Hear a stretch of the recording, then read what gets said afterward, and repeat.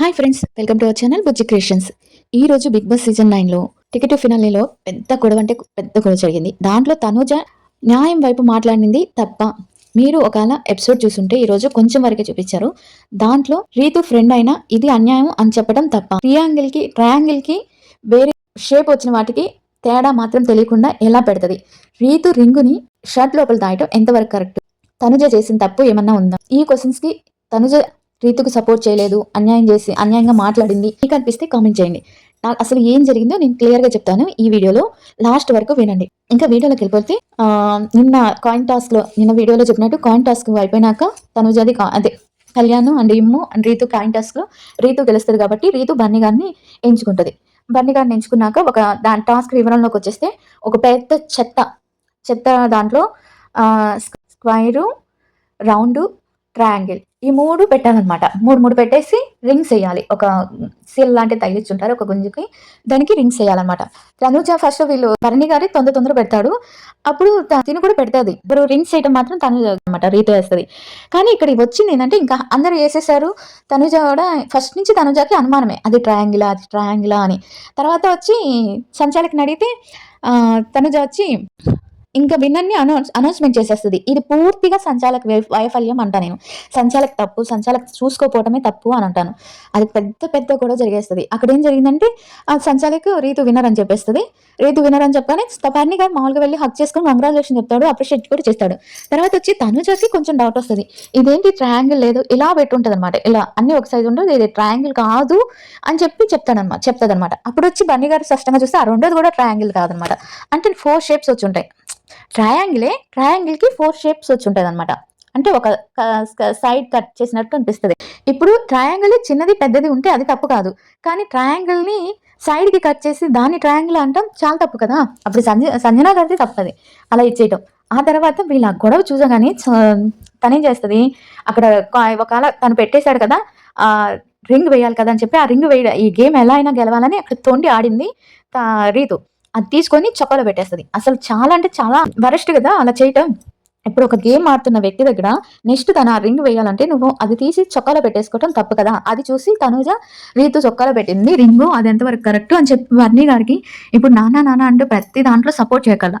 కష్టం వచ్చినప్పుడు మటుకు మనిషికి తప్పు అన్యాయం జరుగుతున్నప్పుడు మనిషికి అండగా నిలబడాలి. అలా ఈ రోజు తనుజ అండగా నిలబడింది. తను అందరి ముందు తన బెస్ట్ ఫ్రెండ్ అయినా కానీ తను చేసింది తప్పు అని చెప్పిందనమాట. అప్రిషియేట్ చేసింది కూడా పిక్స్ పెట్టాను చూడండి. నేను చాలా తప్పు చేసింది కాక మళ్ళీ నేను చేయలేదు, అది అక్కడ పడుంటే నేను తీసుకున్నాను, అక్కడ పడున్నా ఏమన్నా నువ్వు చొక్కాలో పెట్టుకోవటం అనేది తప్పు. అది తప్ప కాదా మీరు కామెంట్ చేయండి. నాకైతే తప్పు అనిపించింది. ఎంత తప్పు అది. ఒక మనిషి ఇంకా బర్నీ గారు అక్కడ నుంచి స్టార్ట్ చేశారనమాట. అది ఎలా పెడతారు, ఇది ట్రయాంగిల్ది తప్పు చేశారు దాంట్లో అంటే ఇచ్చారనుకుంటే మళ్ళీ ఈ రింగ్ దాపెట్టడం ఏంది. నేను గేమ్ ఆడుతున్నప్పుడు రింగ్ దాపెట్టడం అసలు చాలా తప్పు కదా, ఇది నేను ఒప్పుకోను. మీరు ఇచ్చేసారు, తీర్పు ఇచ్చేసారు, కానీ మీరు ఫెయిల్ అయ్యారు సంచాలక్ అంటే. ఆమె ఒప్పుకోదు, ఈమె ఒప్పుకోదు, రీతుకి వతాస్ పలుకుతుంటారు. నాకైతే చాలా అంటే చాలా వరస్ట్ అనిపించింది. అవను నువ్వు లోపల పెట్టడం మాత్రం తప్పే అని అందరూ అంటారు. లోపల పెట్టడం ఎంత తప్పంటే నేను ఊరికనే పెట్టా అంటే ఊరికనే ఎందుకు పెడతారు. ఆమె తను ఎక్కడ గెలిచేస్తాడేమోనని తను పెట్టింది రింగు, అది తప్పే కదా. తప్ప కదా మీరు చెప్పండి, ఇది తప్పైతుంది కదా. ఆ తర్వాత తనుజ వాదించినందుకు తనుజ మీద ఎగిరిద్ది. ఎవరికి ఇష్టం ఉండదు, నేను గెలిస్తే చాలు ఏడుస్తారు అది ఇదని. నిన్ను గెలవడానికి నువ్వు తను ఎంత చేసిందో మనం చూసే వాళ్ళకి తెలుస్తుంది. రీతుకి ఎన్నిసార్లు తను ఏడుస్తుంటే ఒక అమ్మలాగా. రీతు వాళ్ళ అమ్మ వచ్చినప్పుడే చెప్పింది కదా, రీతుని నిన్ను నాకన్నా బాగా తనుజ చూసుకుంటుంది ఈ హౌస్ లో అని.